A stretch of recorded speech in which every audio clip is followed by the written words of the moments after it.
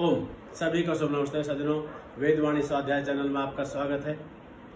सज्जनों, जिस प्रकार एक अन्न गहाने वाला बैल होता है, पहले प्राचीन जमाने में क्या होता था कि बहुत सारी जो फसल को ढेर लगा करके एक बीच में लंबा खूंटा गाड़ते थे और उससे बैल की रस्सी बांध देते थे और उस रस्सी को बैल को चारों तरफ घुमाते थे, उस पर हाँकते थे डंडे से या जैसे भी, और वो बैल उस पर चलते चलते उसको गहा देता था, उनको दाने निकाल देता था, अन्न इकट्ठा हो जाता था, उसको हवा में बरसा करके अन्न संग्रह कर लेते थे। इसको अन्न गहाना बोलते हैं।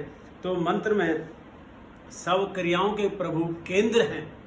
जैसे उस बैल के का जो केंद्र थी वो धुरी थी, उसके चारों तरफ ही वो घूमता था वृष जो बैल होता था, वैसे ही हमारी सब क्रियाओं के केंद्र परमात्मा है, प्यारे प्रभु हैं। तो मंत्र का शीर्षक है सब क्रियाओं के केंद्र प्रभु हैं। 327वां ये मंत्र है सामवेद का। तो आइए, सात्विक भोजन का मंत्र है ये भी। यह संसार एक अन्न गाहेन के फर्श के समान है, उसमें यह जीव अन्न गाहेन वाले बैल के तुल्य है। जो बैल होता है उसको चारों तरफ से घूमने वाली जो परिधि होती है, यह निरंतर चल रहा है। इसकी क्रियाओं का केंद्र क्या हो? प्रश्न चिन्ह है। इस प्रश्न का उत्तर प्रस्तुत मंत्र में इस प्रकार देते हैं कि हे परमेश्वरशाली प्रभो, केंद्रीभूत किले की भांति तेरे ही चारों ओर, परमात्मा को केंद्र करके जैसे किले के चारों ओर घूमते हैं, गति करने वाले को, जिसकी सब क्रियाओं के केंद्र आप ही होते हो।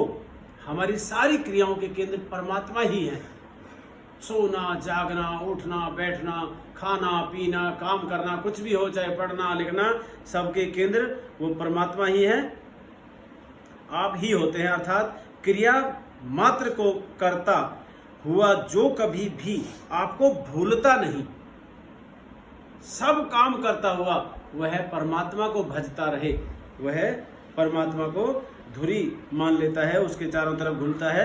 अतएव जो वासनाओं का भंजन कर डालता है, वासनाओं को नष्ट कर डालता है, भ्रष्ट कर डालता है, अथवा अपने तप के द्वारा अपना ठीक परिपाक कर लेता है, अपने आप को परिपाक कर लेता है, बिल्कुल शुद्ध कर लेता है, और इस प्रकार नाना प्रकार से अपना धारण करता है और किसी भी इंद्रिय को विषयों का शिकार नहीं होने देता। हमारी जो पांचों ज्ञानेंद्रियां हैं, कर्मेंद्रियां हैं, उनमें से किसी भी इंद्रियों को वासनाओं का शिकार, विषयों का शिकार नहीं होने देता। वह परिणामतः शक्तिशाली बनता ही है। उसमें शक्ति क्यों नहीं आएगी? क्योंकि उसकी शक्ति कहीं क्षीण नहीं हो रही, शक्ति तो केंद्रित है, उसकी शक्ति तो संग्रहित है, फिर वो शक्ति संपन्न बनता ही है। स्वयं शक्तिशाली बनकर वह औरों पर सुखों की वर्षा करने वाला है। जब स्वयं शक्तिशाली होगा तो दूसरों को भी वो शक्ति संपन्न बनाएगा या उनकी आवश्यकता पड़ने पर रक्षा करेगा। इसी उद्देश्य से जो स्थिर भोजन करता है, स्थिर भोजन अर्थात सात्विक भोजन में अडिग रहता है, अटल रहता है, उससे डिग नहीं पाता, यानी कि और कोई भी भोजन के जो व्यसन हैं, मांस है, मदिरा इत्यादि बहुत सारे जो प्रजातियां हैं, उनकी तरफ वो डिग नहीं सकता, उनकी तरफ वो टल नहीं पाता और अपने मार्ग पर ही, सात्विक भोजन पर ही वो टिका रहता है, स्थिर रहता है। शब्द सात्विक भोजन के विशेषणों का यह प्रतीक है। जो स्थिर भोजन करता है, पसा भक्षणे, ये ब्रैकेटेड है, स्थिर, इसका अर्थ है स्थिर। शब्द सात्विक भोजन के विशेषणों का यह प्रतीक है। सात्विक भोजन की सबसे बड़ी विशेषता यही है कि यह पौष्टिक है, न उत्तेजक है और न ही मोहक है। वह देखने में बहुत सुंदर भले ही ना हो, ना ही उससे उत्तेजना पैदा होगी। इस प्रकार के भोजन के द्वारा सदा प्रकाशमय लोक में निवास करने वाला और वासना को नष्ट करने वाले व्यक्ति को हे प्रभु आप आदर देते हो।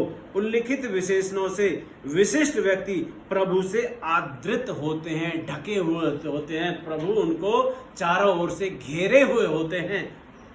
ये वामदेव प्रभु की कृपा से ही सब सुंदर दिव्य गुणों को पा सका है। प्रभु की कृपा से ये वामदेव सात्विक भोजन करके सब दिव्य गुणों को प्राप्त करने वाला बन सका है। प्रभु ने उसे वह शक्ति प्राप्त कराई है जिससे वह गौतम अत्यंत प्रशस्त इंद्रियों वाला बना है।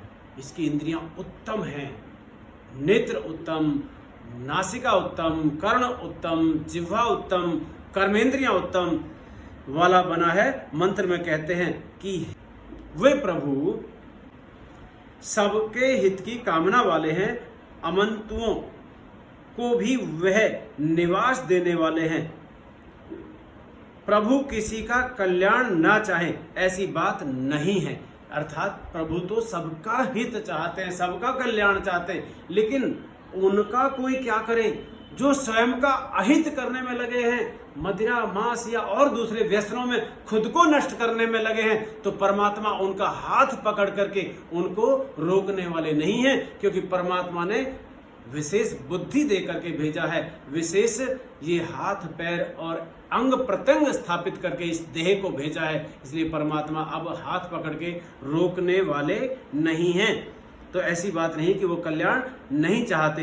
ये प्रभु ही शत्रु के प्रति जाने वाला, उन पर आक्रमण करने वाला और उनको तैर जाने वाला बनाते हैं।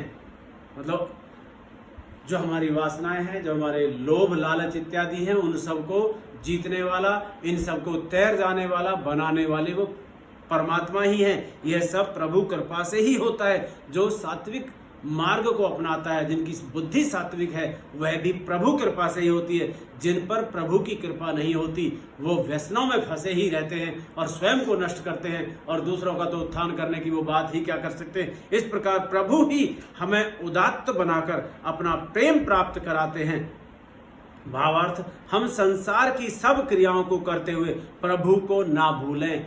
धुरी में जिस प्रकार मंत्र के प्रारंभ में बैल का उदाहरण दिया है, अन्न गाहने वाले बैल का, वैसे ही हम भी परमात्मा को धुरी बना करके परमात्मा की अपने चारों ओर आवृत माना कि परमात्मा ने हमें चारों ओर से ढक रखा है, हमें चारों ओर से घेरा हुआ है, हमारे रक्षण में तत्पर है परमात्मा, ऐसा हम महसूस करें। इसलिए आपने ये मंत्र ध्यानपूर्वक सुना और अंत में आप सभी को शुभ नमस्ते, धन्यवाद।